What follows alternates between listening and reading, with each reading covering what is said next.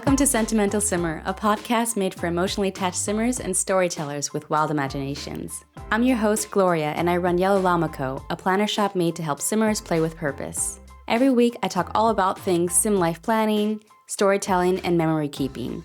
I'll also brainstorm new ways to obsess over our pixel people, whether they be in The Sims or another life sim game. And now let's get into it.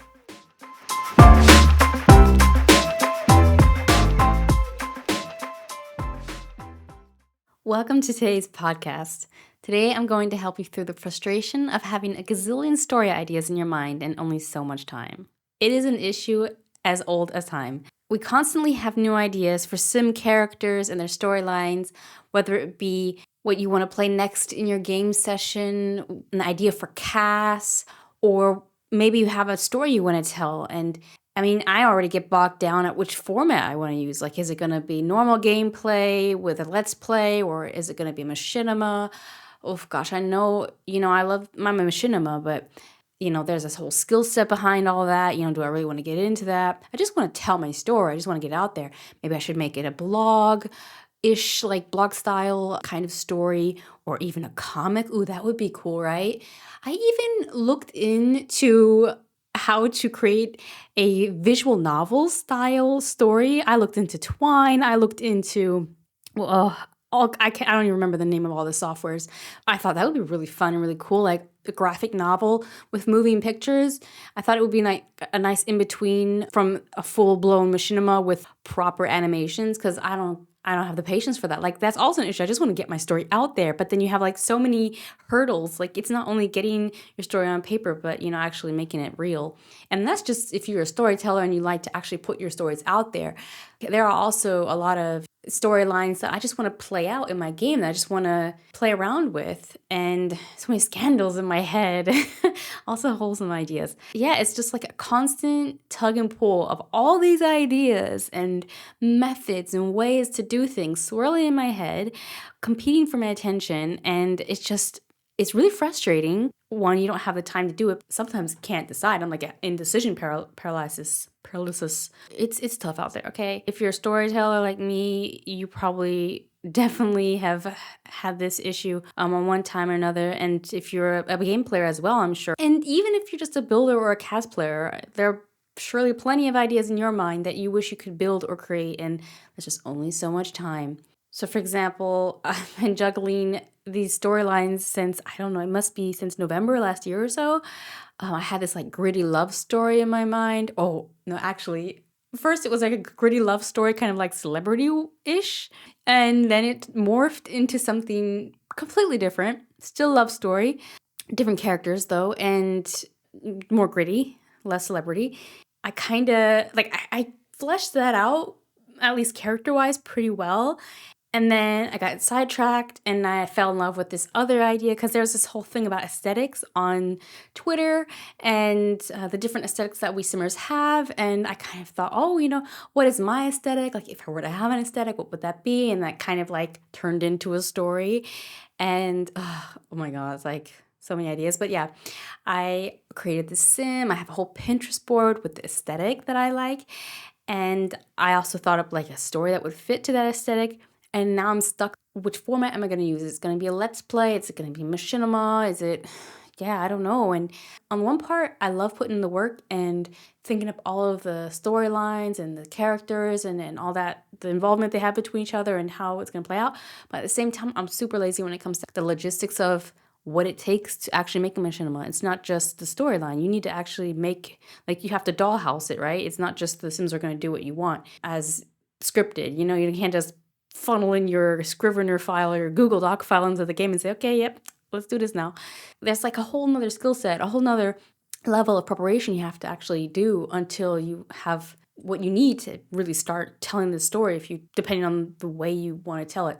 Like, if it's machinima, you need animations, you need to understand how the camera works in the game, you need recording software, you need to know how to cut and start and do things to make it work. Kind of on the fence there, kind of like, okay, let's just do a let's play, I don't have to figure out too much with animations for that, but I don't want to spoil too much because I'm still kind of want to do this idea, but I want to still have like a machinima aspect to it because I've also found a gazillion songs I want to use for it, of course, right? That's also more of the fun part, the creative part, because I feel song really inspires me in the stories I create as well, and kind of reaffirms the story I'm telling. So that's just, as a storyteller, the predicament I'm in. I have all these ideas, and that's just one or two ideas that I have of, like I said, a gazillion, and you want to move forward, and I end up just overthinking and not end up not doing really anything. I have the stories kind of like half baked in my head, and because of logistical reasons, I just end up not going through with it. But today we're going to talk about all these stories that you have in your mind and trying to get over that frustration of having so many stories in your mind, knowing good and well, even if you didn't overthink things, even if you push through, you still would not get through all those stories in your mind. Because like I said, I had something from November in my mind, morphed into something else, then I have another idea. If we were honest, like if I were to sit down and if you gave me 10 minutes with a pencil and a paper, I could come up with some more ideas that I want to either turn into like, here's my story, sharing it with the world, or just straight up storylines for gameplay in the game. So like even just thinking about my save file that I currently am playing, the current household, within that household, I already have so many stories I want to play. It's a lot, and it's a weight on your shoulders. It's a bit of a burden for a simmer because you want to play everything, but you can't. And there's a bit of a sadness to that.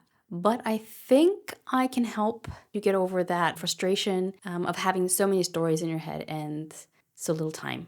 The first step, and I think it's probably an obvious one, but I'm going to help you make it an easy one to do for any and every idea. So the first step, and really a foundation for any story, is to write down those ideas. I know it can seem obvious, but I have a tip here to help you write down the ideas in a way that if you come back to them, they'll be more than just scattered words and bullet points. I think they'll be more useful to you. They're not just a brain dump. So of course, part of the anxiety that comes from the sheer amount of ideas that you have that come in and out of your mind and swirl around is the fear of losing the gold nuggets, because not every idea is a keeper. But some of them are, like let's say a good 30%, okay? You want to write everything down in a journal or somehow otherwise document them. So I personally like OneNote, or of course my legendary Sim Planner, quick plug. So if you're looking for something to save your story ideas, there is a note section in the Sim Planner in the back of it. And I also recommend my Sim Chronicles for OneNote. That it's a template basically to keep track of what's happening in your Sims game. OneNote is a free software available really for apps for Mac and PC. So I highly recommend it to create like a Wikipedia style collection of your ideas and your stories. Perhaps you have a ton of ideas for the future of your sim, so if it's all about gameplay for you, you could write a bucket list for that sim. Bucket lists are made to be accomplished in a lifetime and not today. They are not made to be done like in one gaming session. So I think by design, this type of collection of ideas helps take the pressure off of wanting to get everything done right now. I think another helpful tip to help you collect your ideas in a more meaningful way is to use color and symbol coding, a bit like an adapted bullet journaling method. You could assign a specific color and symbol for a certain category or status, and then when you're actually writing those ideas, you could use a certain color pen, for example. You could add a colored dot next to it, and of course you could also add that symbol that you thought of. For example, you could write wholesome ideas with blue ink, you could write scandalous ideas in red, and another color for maybe behavioral experiments is what I'm going to call it now. So for all you simmers that like to keep your sims in cellars or basements, of course you could have like another color for something that you actually want to turn into machinima, or a story that you want to share and not just play. And there are so many ways you can use that to help sort your ideas so that they're more organized, and at a bird's eye view you know exactly what is what. And then on your next game session, if you're feeling more like torturing your sims, you can look for the orange text, and oh, okay, those are the ones I need to focus on. And if you're collecting ideas more for storytelling and more than just gameplay, for an actual full story that you want to share with the world, you could also write a log line for each idea to structure your notes. I found a story prompt structure by the Story Engine deck, which I find quite useful as a template to structure ideas. It's a sentence that you can use with bracketed subjects or nouns that you can replace with your actual story content. So for example, we have the sentence, a flaw flaw would be, you would swap that out with flaw. A flaw main character wants motivation, a character slash object slash location, but conflict. So hearing that is probably a bit confusing, so definitely check out the link. Basically, you would replace flaw with whatever flaw your character has, because I think a good story always has a flawed character. A perfect character is a boring character. Of course, Paddington the Bear is maybe the exception here, but if you want a fun story, a story that actually can create conflict, you're usually going to get that with a character that has some sort of issue. And they're going to work through that. You're going to have a character arc. They're smarty at the end, or maybe not so if you want to create a series out of it. But yeah, so basically the first bit is to replace it with an actual flaw that you've chosen for your character. Then in main brackets, you replace it with your main character. And then there's a bracket for motivation. So you swap that out with whatever motivation you want to give that character. And then character slash object slash location. Obviously, you replace that with whatever component you would have for your own particular story from the idea that you've thought up. And conflict as well. You would swap that out with conflict. And it could be that your idea is, at the moment, just a feeling or an emotion or a look, an aesthetic. You might not be able to fill out all of these parts of the logline. This prompt or this logline template can help you already further develop that idea and make it more fleshed out, so that when you come back to your story notes, you're like, oh, yeah, that's pretty cool. And you have more than just an aesthetic. So that's also a reason why I like the whole logline templates. Another one would go like, for example, a flawed main character wants motivation number 1 from an opponent, but conflict. And then the opponent wants their own motivation in, contrast to the main character, but conflict number 2. So that's another structure I saw from the story engine deck, which kind of pits 2 characters against each other with conflicting motivations, and that makes also for interesting story. So another way to get over your frustration of having too many storylines in your mind to play out is just to play stories in parallel. You are not constricted to just one save file or one household even. You can create multiple save files to explore different ideas. I'm sure a lot of simmers already do this because I've seen screenshots where they just scroll and just can't get the end of their save files. I mean, I don't know if that's because of the gazillion storylines or because of, just saving regularly your main save. It's something that we should allow ourselves to do for sure and have maybe less of a guilty conscience. Another great way to play the game is to play in rotation. I think rotational gameplay is a great way to play with different storylines. It keeps it a bit more of an overview because instead of a gazillion save files, you have a gazillion households that are all in one save file. So at least they're in one place. I mean, they might be scattered across different worlds, depending on how many game packs you have. So the overview isn't quite there, but it's more than if you had it in different save files. And it can also make the save file more interesting since it contains multiple households that you're already invested in. So you've spent time in their stories, you're enthralled with, what's going to happen next. And so that can make the save file itself cooler, right? So maybe you can't decide between playing a lonely rich grand dame or a single father. Why not throw them both in your save file and just simply swap between their households every week, right? Nobody's stopping you.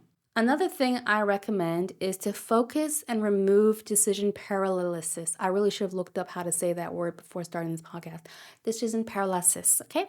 So focus your time. You can dedicate each simming session to one storyline, for example. It can be hard already to find time to play if, some of us are parents and have to, juggle our time between work and kids. Some of us, are students, or most of us, unfortunately, just can't afford to play the game all the time, right? So we have hobbies, other obligations. And so when you do find time to play, I suggest maybe just scheduling in that story with whenever you're going to play, that you have a clear idea of which story you will play next. And then you can look forward to it as well. So let's say for sure that you're going to get 4 hours of gameplay in this week. You have Tuesdays and Fridays you can play for 2 hours each. That's already quite generous. Say you say, okay, Tuesdays I'm going to play the Grand Dame, and Fridays I'm going to play the Dad. And I'm going to focus on those stories, on those gaming sessions. And then you can really dive deep into those stories. And that way you're not sitting in front of the computer, the game is loaded up, and you're like, okay, what now, You're coming into the game already set up with an idea. If you can't decide Grand Dame, single dad, wholesome family, legacy family gameplay, what am I going to play? Well, why don't you write your story ideas on pieces of paper and then put them in a cup and draw an idea at random. That way you can choose what to dedicate the next maybe 1, 2, 3 gaming sessions to actually explore that idea. Another tip is to combine storylines. Why not kill two birds with one stone and merge them? Remember our lonely grand dame and the single father? How fun would it be if their storylines merged? Perhaps the two fall in love, or the grand dame sees the grandchild they never had but always wanted in the kid that belongs to dad, and in turn helps the family out of some sort of tough situation, maybe a financial situation. Maybe she's the mom of the mobster of the town, and the single dad got into a nasty, altercation with the mob, but, she's going to talk her son out of killing him because, she feels such a emotional connection to the grandchild. Yeah, why not? Merge these storylines. How can they work together and to create something new and something that you can play at the same time, so that it's not like, I can't play story 2 because I'm playing story 1, but you can create a story 3 out of them. The same applies to story formats. If you're more of a, storyteller that likes to share what you're creating and what you're thinking of, why not mix and match different formats? For example, if you're not sure if you want to create a let's play or machinima, like I'm still stuck in this decision paralysis, just combine the two. You can introduce each episode with a pre-recorded clip, while the meat of the video is the actual let's play. And for storytellers who are just still struggling with having all those ideas in their minds, why not test drive them? Give them a quick run. You could try outlining the stories that you have in your mind. So you've written them down on paper. You have like maybe a rough log line. And then from there, what do? You can actually just outline them, flesh them out a little bit more, not too much, just a little bit more, and think about the type of sims you could play. And from there, you can decide if you really are still excited about that idea, or it's not actually that cool. You might learn that some of the ideas aren't worth the FOMO. You can't have FOMO for something you realize is you only feel, lukewarm about. So to get your plot laid out so that you can separate the gems from the duds, you can write a short synopsis. I've created a template you can fill in with the elements of your story so you can test drive the idea. You can insert the elements within the allotted brackets, similar to the story engine deck prompt logline I was talking about before.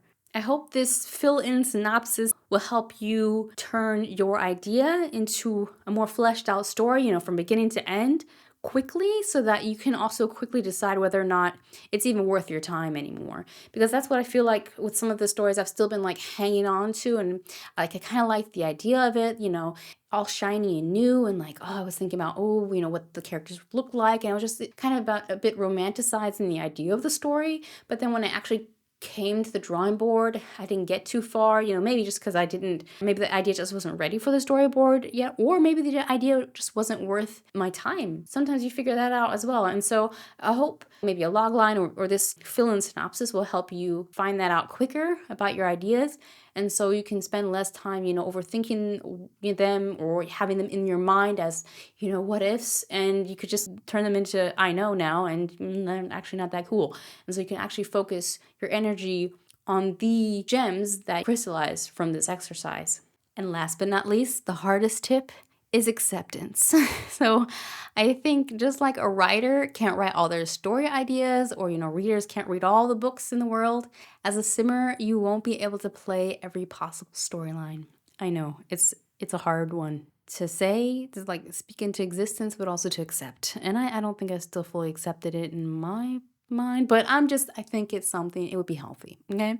It's okay to leave some ideas unexplored because it is inevitable.